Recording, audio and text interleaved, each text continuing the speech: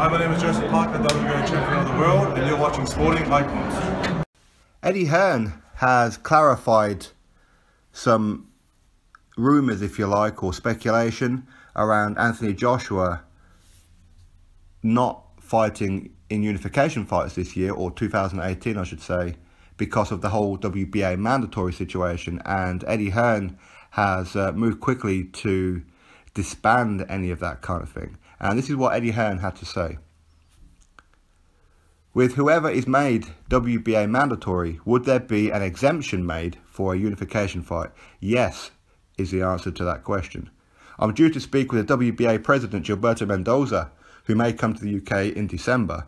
Luis Ortiz was made the mandatory, but has been banned, so now there will be a new one.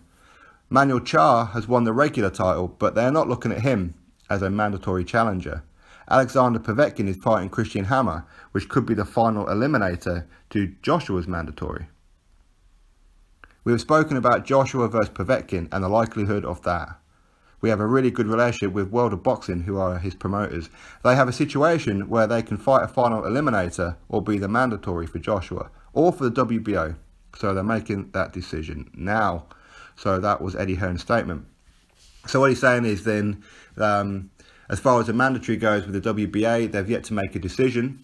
What we do know is that Alexander Povetkin will be fighting Christian Hammer, and that will be for the WBO mandatory. Now, Povetkin can still take that fight Christian Hammer, and he could still become the mandatory for the WBA as well. There's no reason why he can't be mandatory for 2 belts or 3 belts or 4 belts. There's no reason why he can't. The only time that he would definitely not become WBA mandatory is if he signs a contract to fight the WBO champion, Joseph Parker. But of course, if Anthony Joshua versus Joseph Parker happens next, and providing Anthony Joshua was to beat Parker and take that belt from him, then Povetkin would become the mandatory for the WBO belt anyway. But again, that's if Povetkin beats Christian Hammer, which I would certainly expect him to do that. Now, a lot of people saying that Manuel Charr against Rezaquendo will make the winner of that fight the mandatory for the WBA. And they are right to a point. But Manuel Charr is not allowed to go straight into a Joshua fight. He has to fight Rezaquendo. And Joshua has to defend his WBA title against another mandatory first. Then the winner of that fight will then fight the winner of Manuel Charr and Rezaquendo, if that makes sense. So either way, no matter what happens with the WBA, and like I said, Mendoza is coming to the UK this month, so it'll be interesting as to what kind of things that they come out with, what plans that they outline. But even if they do call a mandatory, even if they just name somebody a mandatory, it's like Eddie Hearn said, if there's a unification on this one, the WBA are not going to do what the IBF did, where the IBF said no unifications, you get the mandatory out of the way, which at the time happened to be Kubrat Pulev. Obviously that was switched to Carlos Takam when Pulev pulled out.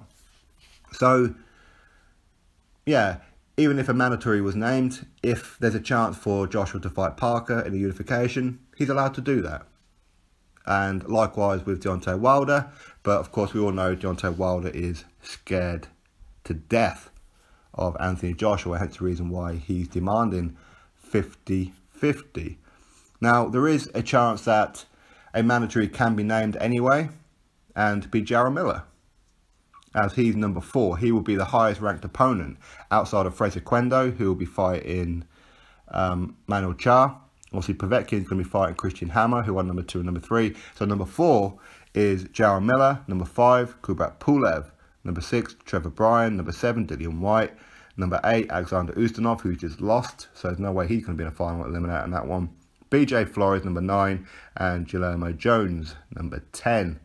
So the likelihood is it could be Jarrell Miller. Now, we do know that Jarrell Miller is working with Eddie Hearn. So there's no reason why that fight can't happen, providing, of course, no unifications get in the way. So if Joshua isn't going to fight one of the unifications, so even if he does beat or fight and beat Parker, then the likelihood of him fighting Wilder next is very, very slim, because Wilder's just pricing himself out. And why would people price themselves out? Because they're scared. So he may end up fighting Jarrell Miller in the summertime. That's a pretty decent fight, right?